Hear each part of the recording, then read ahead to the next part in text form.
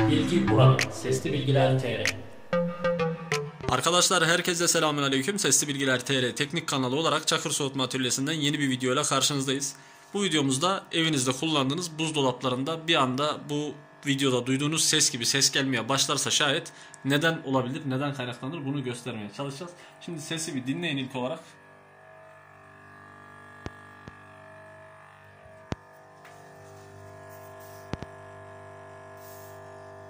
Bu duyduğunuz ses arkadaşlar motor kısmından geliyor buzdolabının. Normalde şu yanında gördüğünüz tepsiler bunun.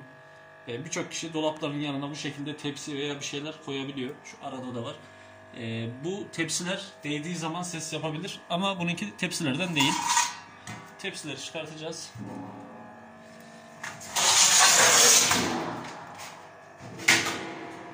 Tepsileri çektik arkadaşlar. Halen zırıltıyı duyuyorsunuz. Motordan çok yüksek bir ses geliyor arkadan. Rahatsız edici bir ses var.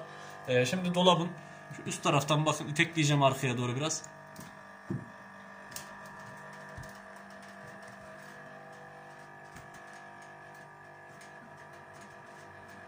Sallarken sesin gidip geldiğini duyabiliyorsanız kayıtta arkadaşlar.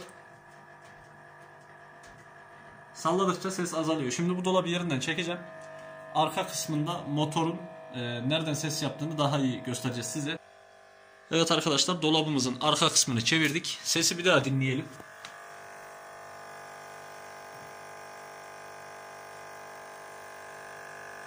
Şu an bu rahatsız edici sesi duyuyorsunuz arkadaşlar. Bu ses motordan değil arkadaşlar. Nasıl anlayacaksınız bunu? Motoru kontrol etmeden önce buzdolabınızın arkasını çektiğiniz zaman ilk olarak şu boruları görüyorsunuz. Yukarı doğru çıkar gider.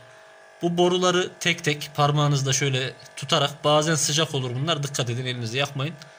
Tutarak gevşeklik varsa borulardan yapıp yapmadığını anlamak için boruları tutabilirsiniz. Yine şu arka taraftaki boruları da tutabilirsiniz. Bu tarafta ince borular veya işte birkaç plastik parça olur bazı motor buzdolaplarının yanında. Onları da tutup kontrol edebilirsiniz. Bununki şu görmüş olduğumuz su tası üstünde. Bu buzdolabının içindeki eriyen sular bu tasın üstüne akar. Buradan da sıcaktan dolayı buharlaşır arkadaşlar. Bunun gevşemesinden dolayı şimdi bakın, tutacağım zaman sesi kesildiğini duyacaksınız. Gördüğünüz gibi arkadaşlar bakın, şu an tası tuttum. Sadece motorun sesini duyuyorsunuz.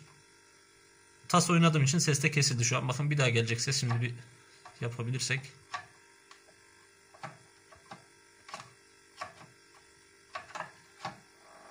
Evet. Tası hareket ettirdik. Ses yeniden gelmeye başladı duyduğunuz gibi arkadaşlar. Bu tası eğer ki bu şekilde gevşeyip ses yapıyorsa yerinden kaldırabilirsiniz. Kaldırıp altına biraz silikon sürüp, ısıya dayanıklı yapıştırıcı da olabilir, yerine yapıştırabilirsiniz şayet kalkabiliyorsa, veya yanmayacak bir malzemeyle, motor sürekli ısındığı için araya yanmayacak bir malzemeyi hafif şöyle koyup sesin kesilmesini sağlayabilirsiniz. Bir şekilde bunu sabitlemeniz gerekiyor. Motorun üstünde zaten sabit olur ama bazen böyle gevşeyip zırıltı yapıp rahatsız edebiliyor. Dolaba arıza vermiş gibi bir ses çıkartabiliyor. Böyle bir sesle karşılaştıysanız dolabınızın arka kısmını kontrol edebilirsiniz. Şayet arkadan gelmiyorsa eğer ses, iç kısımdan geliyorsa, o zaman başka bir arıza vardır. İçeriden gelen seslerle alakalı kanalda videolarımız var. Bunları da izleyebilirsiniz. Yeni videolarda görüşmek üzere. Bilgi için Konya dışından da aramayalım arkadaşlar. Çünkü cihazı görmeden, başında gelip kontrol etmeden farklı bir şey diyemeyiz videodan başka. Umarım videolar faydalı olmuştur. Tekrar görüşmek üzere. Herkese kolay gelsin.